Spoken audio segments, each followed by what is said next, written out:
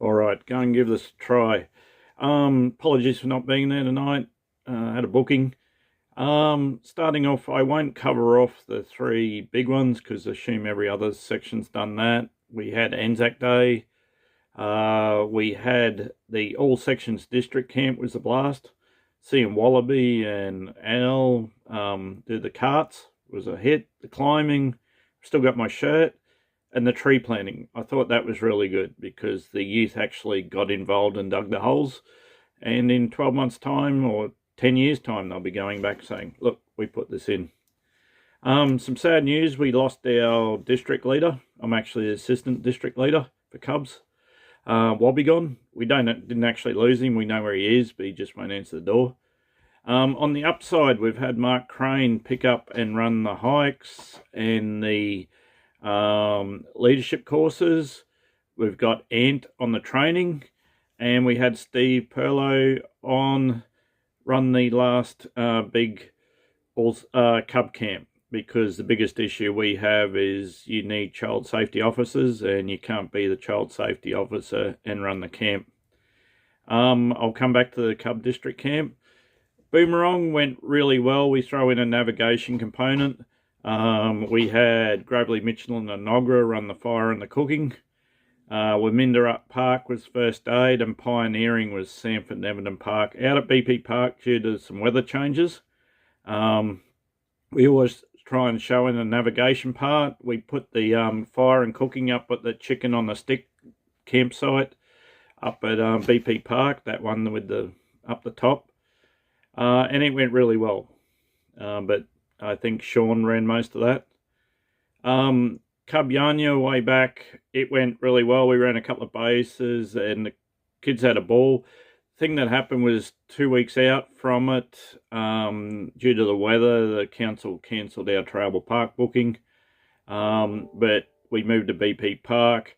300 Cubs, really good time, lots of bases. Skate night's the other district one. Yeah, kids all love that. They seem to still pick on one assistant district leader, but we'll work on that. Cub leadership courses, we had at least 5 out of 6 groups at most of them. It is a challenging course. We've had now 2 Cubs that haven't completed it, but we do hold a standard in that stuff like you might not be in your peer group, you might not be in the usual patrol, or if you won't camp out, your role as a Cub patrol leader is to actually encourage kids that might be struggling with that. So if you decide not to go down that road, we do set a milestone, but all the encouragement we can. Cubs had awesome knowledge of leadership styles and that sort of thing. Next one was the Cub district camp. This was awesome. Judith, I can't take any of the credit for this. Judith organised it. She emailed out stuff. She got the electronics working, all that IT stuff I know nothing about. She had everything down hat. You've done a brilliant job, Judith, just like the All Sections camp. I don't know how you managed that to make it all work. We had to have a lot of help from parents, and we got a lot of help from Scouts and Venturers, because we need to have 2 child safety officers, and it was over 2 sites. That meant they got 2 lots of badge work completed. They worked towards an SIA as well as canoe and water experience. And the location of the camp was great. Like, you could see it wandered down through the valley. A couple of the scouts and the venturers worked out there all weekend. A couple of things we learned: that maybe check the temperature on the fridge when you get there, because that can make a difference to the Cub camp. And the shopping was awesome. Judith is so organised. Everything's down to item and that. I walk around and go, how many we got? 40 Cubs. 40 litres, 80 Cubs. Oh, that's about 8 packets of sausages. And this went on all day. And Judith's going, how many sausages? Don't worry, that's about right. 14 packets of apples, 200 wraps. I think it got to the end in Aldi where Judith said, if you pick different colours of jelly, you're on your own. But We worked away on that. And also Judith came up with these Froggles. They were a massive hit. Yeah, all the Cubs liked making them. As I said, brilliant organisation, the help. I saw Venturers coming back late in the afternoon when everyone was tired saying, can I do something? And that was incredible. All right. And the kids liked the dessert, even though it was different colours. I'm not sort of mentioning anything there. Kenyanya training day for Cub leaders. This year we had a lot of Sir Leslie Wilson districts in. Leaders, we actually did something practical. We made a flashing woggle with some electronics to look at SIAs. And it was just something practical that we took away. I've lost mine, or I'd turn it on, but it's here somewhere, but I'm not the most organised person. Messengers of Peace. All right, February we've had 4 out of 5 years where it's hailed, snowed, or something like that. So we've made it to official to move that to February or the end of January, and that's a new date. Yeah, it only rained a little bit, but it's going to get better.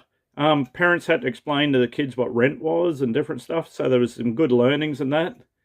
And also we had a couple of behaviour things, and it was interesting because we had a legal person, Kathy, and we actually put a jury together and a court scene, and we knew who was guilty of one of the offences, but he sat back while his friends faced the jury. Didn't say a thing until one of the witnesses spoke up and everyone pointed at him. So there was really good and stuff that I learned that as the legal side, it didn't matter whether he intended to do it or had a reason to do it. It's just whether he did it or not. And then the sentencing. And we gave a really good outline of a lot of people in Northern Territory are in jail for traffic offences.